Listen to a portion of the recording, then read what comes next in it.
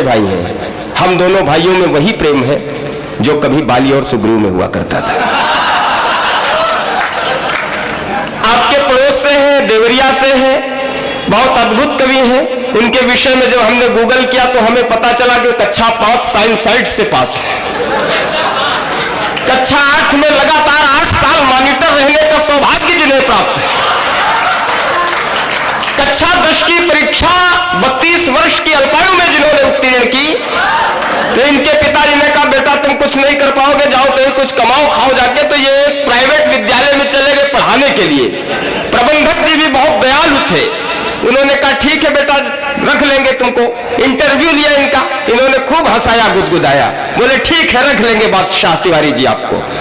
ऐसा करो तुम 5वीं क्लास में गणित पढ़ा दो जाके। बादशाह तिवारी जी को, बादशाह प्रेमी जी को गणित आती नहीं, आता वैसे इनको कुछ नहीं है, लेकिन एक चीज बहुत गजब की आती है, लोगों को हंसाना, ठहाके लगवाना आता है। ये गए पूरे आत्मविश्वास के साथ 5वीं कक्षा में। बोले बच्चों, एक रेलगाड़ी 120 किलोमीटर प्रति घंटा की रफ्तार से जा रही है, तो हमारी उम्र बताओ।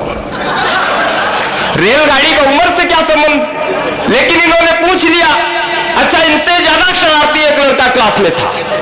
उसने कहा सर मैं बताऊं? उन्होंने कहा शाबाश बताओ। उसने कहा सर आपकी उम्र 32 वर्ष है। उस समय वाकई इनकी उम्र 32 साल थी।